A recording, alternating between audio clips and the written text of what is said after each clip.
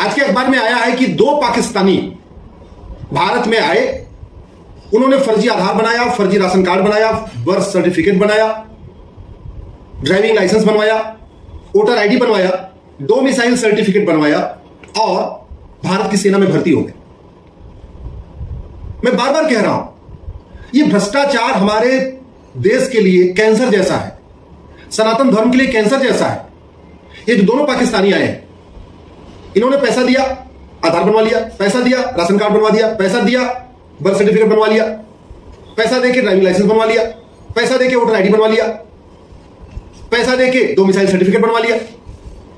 और क्या पता बाद में पैसा देके सेना में भर्ती हो गए होंगे, क्योंकि सेना में भी 5 से 10 लाख रुपए देके सिपाही की भर्ती होती है, माली की भर्ती होती है। सिपाही जो सेना में नीचे लेवल की जो भर्तियां होती हैं, वहां पैसा चलता है। सीआरपीएफ में पैसा चलता है भर्ती में, बीएसएफ में पैसा चलता है भर्ती में, पुलिस में पैसा चलता है भर्ती में, और अब तो सेना में भी चलता है।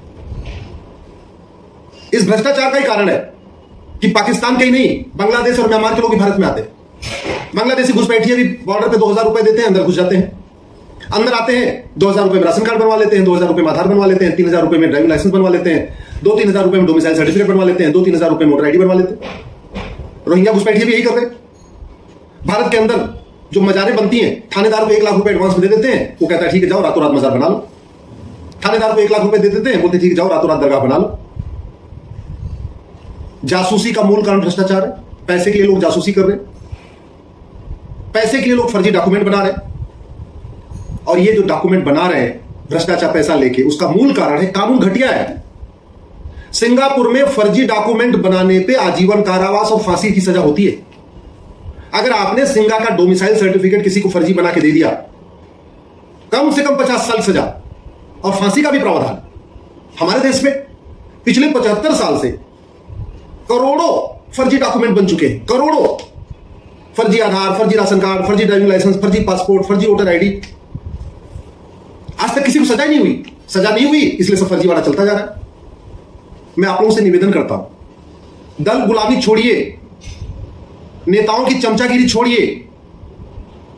अपने घर के लिए छुट्टी करते हैं, शादी विवाह के लिए छुट्टी करते हैं, कहीं घूमने जाना होता है छुट्टी करते हैं, दोस्तों की शादी के लिए छुट्टी करते हैं, रिश्तेदारों की शादी के लिए छुट्टी करते हैं।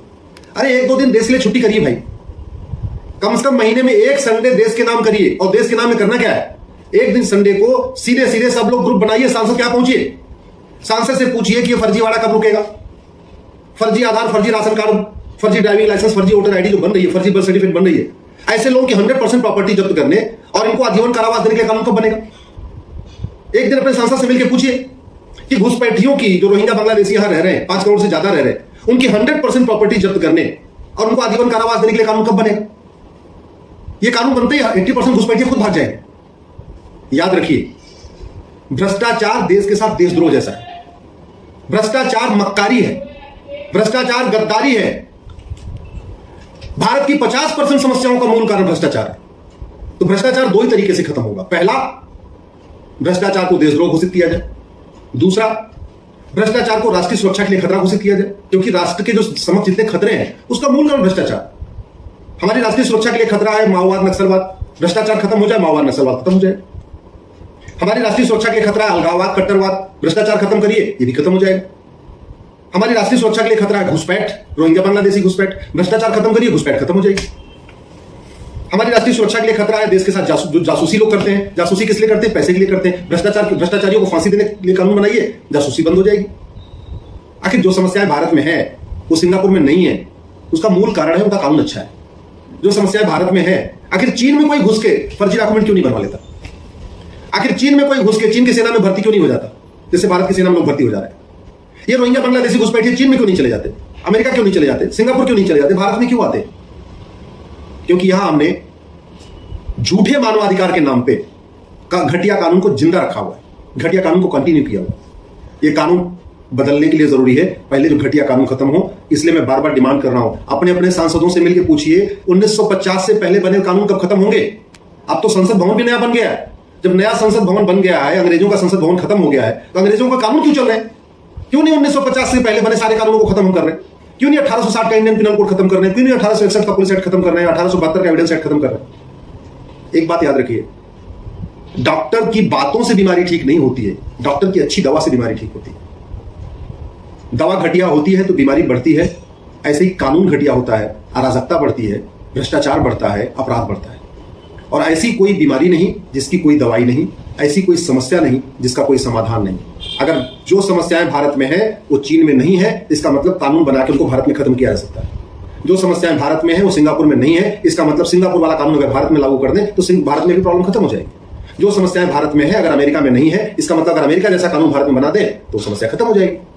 और भारत राम की धरती है, कृष्ण की धरती है, महावीर की धरती है, बुद्ध की धरती है, परशुराम की धरती है, भगवान विष्णु की धरती है, भगवान शंकर की धरती है। इसके बावजूद यहां भ्रष्टाचार अपराध कम नहीं हो रहा। जापान में तो कोई भी देवी देवता नहीं पैदा हुआ, इसके बाद भी वहां ईमानदारी है, भ्रष्टाचार नहीं है। जापान में कोई धर्मगुरु महामंडलेश्वर शंकराचार्य नहीं है, इसके बाद भी वहां ईमानदारी है, भ्रष्टाचार नहीं है। इसका मतलब महामंडलेश्वर जगतगुरु शंकराचार्य, इससे भ्रष्टाचार का संबंध नहीं है। भ्रष्टाचार खत्म होता है कानून से, नेताओं से नहीं, बतौलेबाजी से नहीं, भाषणबाजी से नहीं, तू मैं से नहीं, आरोप प्रत्यारोप से नहीं। भ्रष्टाचार खत्म होता है कानून से। 100 रुपए से बड़ी नोट बंद हो जाए, 5,000 रुपए से महंगे सामान का कैश लेन देन बंद हो जाए, 50,000 रुपए से महंगी प्रॉपर्टी को आधार से लिंक कर दिया जाए, और जिसके पास आय से अधिक संपत्ति मिले, बेनामी संपत्ति मिले, वो 100% जब्त करके उसको आजीवन कारावास, फांसी के लिए कानून बनाया जाए। भ्रष्टाचार खत्म हो जाएगा। अगर आप मेरी बात से सहमत हैं, इस वीडियो को 10 लोगों को जरूर फॉरवर्ड करिए।